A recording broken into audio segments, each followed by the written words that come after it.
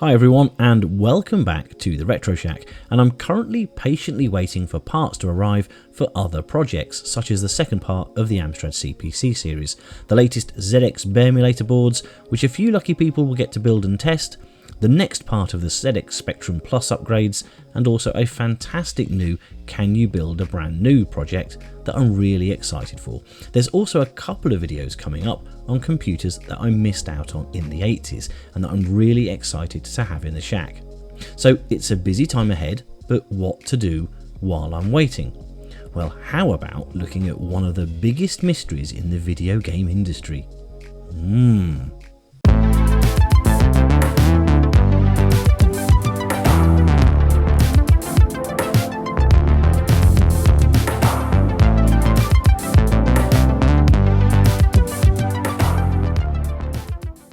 Back in 1980, Atari Inc. released their Adventure cartridge and had a bit of a hit on their hands, particularly following the discovery of the world's first ever documented Easter egg.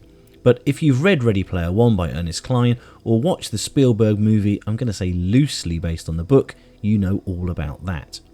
In the game, programmer Warren Robinett built a special room that players could only access by first finding an almost invisible dot and bringing it to another room, activating a secret door.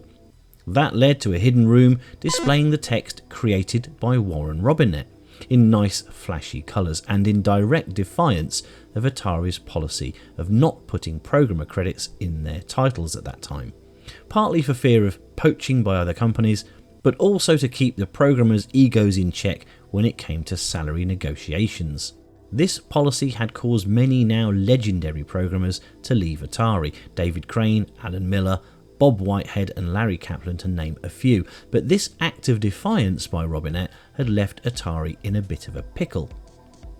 Atari wanted to fix it, but quickly realised it was not only costly to do so, but also their sales and marketing department had identified a surge in sales since the discovery of the hidden room, noting that people wanted to find it for themselves.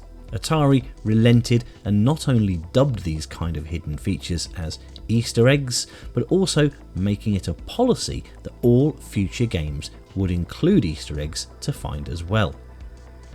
Atari Inc.'s marketing department were keen to exploit this further with a sequel to Adventure where players had to find clues both within the game itself but also within a comic that shipped with the product, making the immersion all the more real.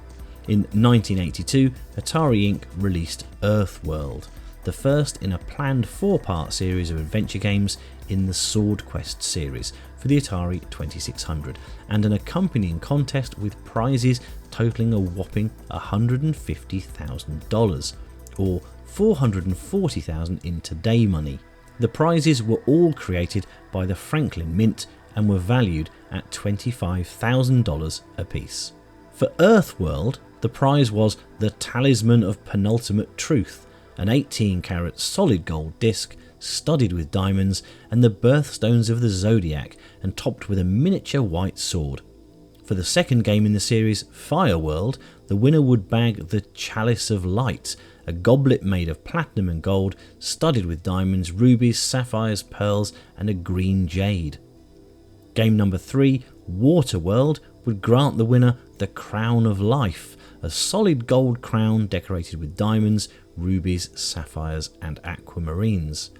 And for the last in the series, Airworld, winning meant you'd walk away with the Philosopher's Stone, no not that one, a large piece of white jade in an 18-carat gold box encrusted with emeralds, rubies and diamonds. It must be said I'm still disappointed with Franklin Mint as they never went ahead and created the amazing Elvis Presley Dam Busters clock plate of Tutankhamun, as advertised in Viz magazine circa 1993, but I guess I just have to get over that. Anyway, once all 4 winners were decided, they would have had to compete in a final contest to win the Sword of Ultimate Sorcery with a silver blade and an 18-carat gold handle covered with diamonds, emeralds, sapphires and rubies, and that was valued at an amazing $50,000 by itself. So now we know the playing field and the stakes, what happened and what's the big mystery?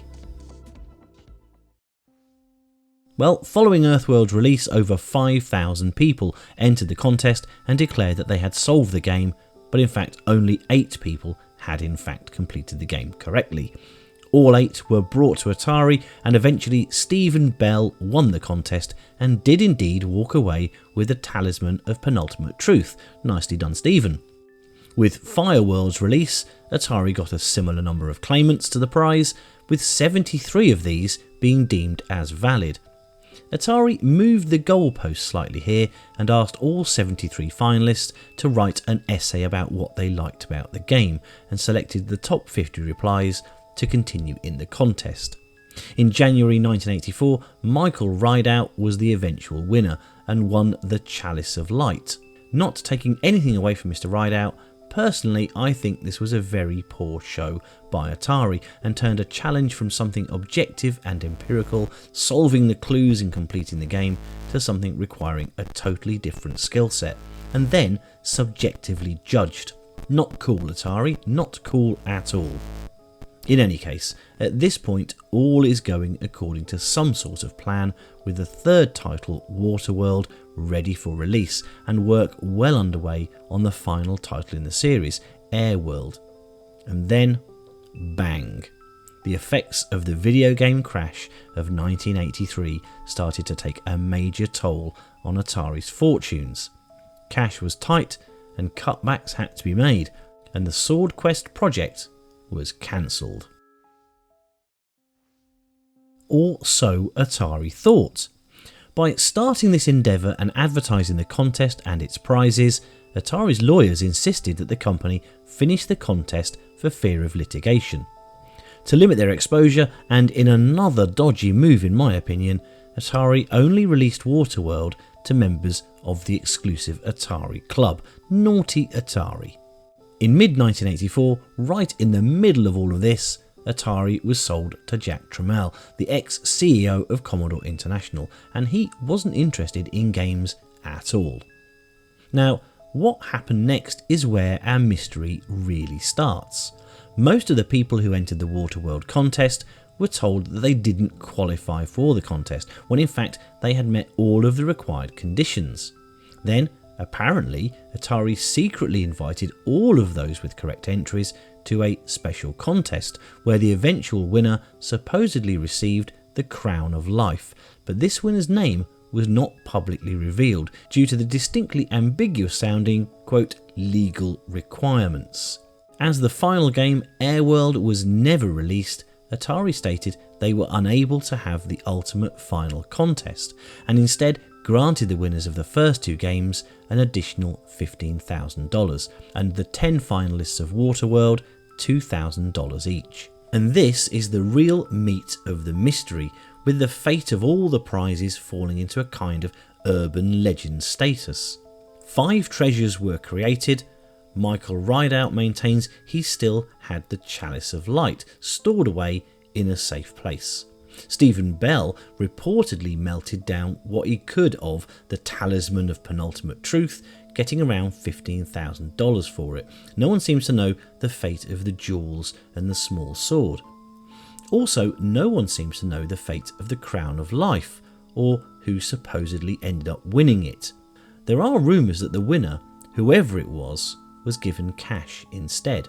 The Philosopher's Stone and the Sword of Ultimate Sorcery have also seemingly disappeared.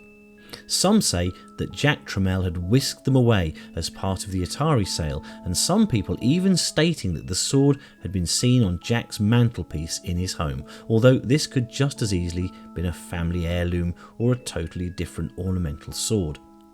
It's just as likely that with the contest being drawn to an early close, all of the unclaimed items could have simply been returned to the Franklin Mint to melt down and reuse elsewhere. No one seems to know. So, if you see anything on eBay or in a local yard sale that matches the description of any of these items, perhaps it's worth grabbing.